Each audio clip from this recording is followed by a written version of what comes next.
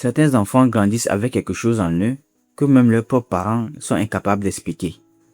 Comme un poids invisible, une lumière particulière, une marque déposée sur leur vie, bien avant qu'ils puissent comprendre qui ils sont ou même lire les premiers mots. Peut-être que tu as aussi, depuis ton enfance, tu as ressenti cette différence sans jamais réussir à mettre des mots dessus. Aujourd'hui, je vais te révéler 4 signes que Dieu peut laisser dans la vie de ceux qu'il a mis à part dès leur plus jeune âge. Écoute attentivement, car au fil de ces 4 signes, il se pourrait que tu te reconnaisses profondément et que quelque chose en toi commence enfin à prendre tout son sens. Le premier signe, c'est ce genre de questions qu'un enfant ne devrait pas se poser. Pendant que les autres enfants réclamaient des jouets, toi tu te posais des questions qui donnaient le vertige aux adultes. Pourquoi suis-je ici? Qui est Dieu vraiment? Qu'est-ce que je suis venu faire sur cette terre? Ce ne sont pas des questions d'enfants, ce sont des questions que les élus se posent. C'est exactement ce qu'on voit chez Jésus. À 12 ans, ses parents le cherchaient partout, paniqués, et ils finissent par le retrouver dans le temple, assis parmi les sages, en train de les écouter et de les questionner. Et la Bible précise un détail troublant. Tous ceux qui l'attendaient étaient frappés d'étonnement par son intelligence et par ses réponses. Un enfant de 12 ans qui laisse les adultes sans voix, ce n'est pas de la précocité ordinaire, c'est un appel qui cherche déjà à s'exprimer, même dans un corps trop jeune pour le porter pleinement. Regarde ta propre vie maintenant.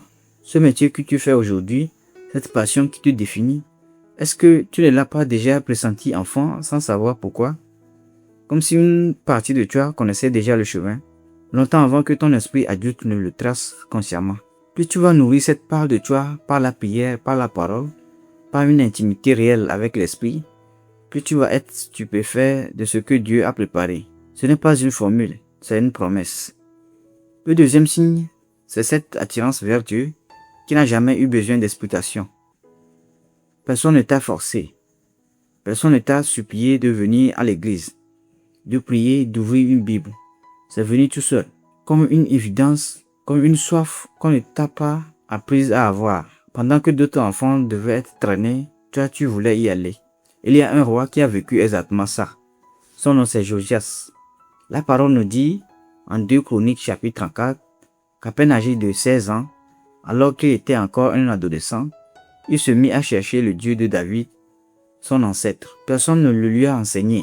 Ce n'était écrit nulle part dans son emploi du temps de roi. Ça s'est levé en lui, tout simplement parce que quelque chose avait été déposé là bien avant qu'il ne le comprenne.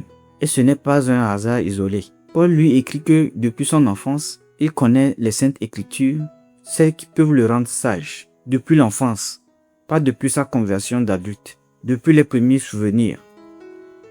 Si cette attirance-là t'habite depuis toujours, ce n'est pas de la coïncidence.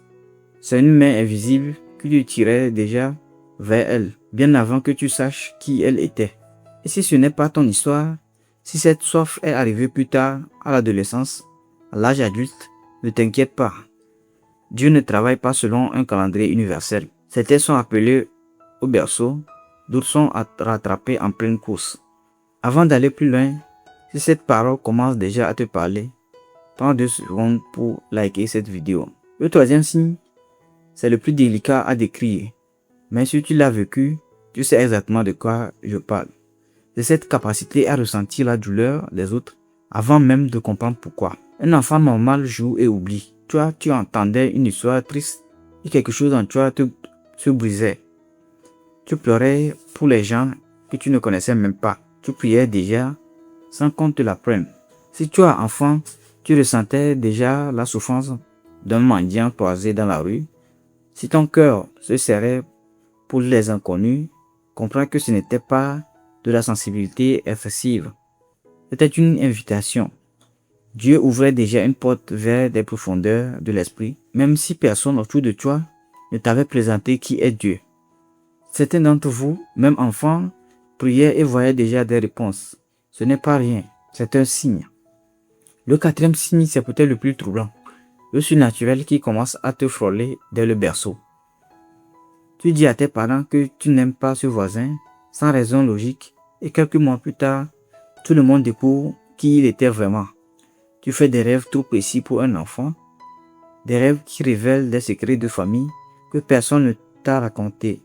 Et parfois, dans une famille, tu ne comprends pas ce qui se passe, on te regarde avec méfiance, on chuchote, on se demande si tu es un enfant normal. Josias, encore lui, devient roi à 8 ans. 8 ans, et la Bible dit qu'il fit ce qui est droit aux yeux de l'Éternel. À cet âge, il comprenait déjà ce qui était juste devant Dieu. Personne ne lui avait donné de cours de théologie. C'était déjà formé en lui. Et puis, il y a Samuel, couché près de l'arche de l'Alliance, encore enfant, qui entend une voix l'appeler par son nom. Il ne comprend même pas ce qui lui arrive. Il court chez le prêtre Élie, qui lui dit « Retourne te coucher. Et si la voix t'appelle encore, réponds, parle. » Un enfant, une voix, une mission qui commence avant même qu'il en saisisse l'ampleur. Cette histoire nous rappelle une vérité essentielle. L'appel de Dieu n'attend pas la maturité humaine. Il attend l'obéissance. C'est pour ça que Dieu dira plus tard à Jérémie, « Ne dis pas, je suis trop jeune. » Dieu ne regarde pas ton âge. Il regarde la mission qu'il a déjà glissée en toi, bien avant que le monde ne t'en juge capable. Certains recevront cet appel enfant, d'autres à l'adolescence, d'autres seulement une fois adultes, parfois même âgés. Aucun chemin n'est supérieur à l'autre. Ce qui compte, c'est le moment où tu choisis enfin de répondre. Et si tu es parent et que tu reconnais ces signes chez ton enfant, ne les ignore pas. Ne les étouffe pas sous prétexte que c'est bizarre ou trop sérieux pour son âge. Certains de ces enfants deviendront des voix qui prêchent, d'autres deviendront des dirigeants intègres, des ingénieurs qui construisent avec droiture, des enseignants qui transforment des générations. Dieu façonne des flèches de toutes les formes. Nous sommes arrivés à la fin de la vidéo. N'oublie pas de liker et de t'abonner et d'activer la cloche de notification pour ne rater aucun prochain message.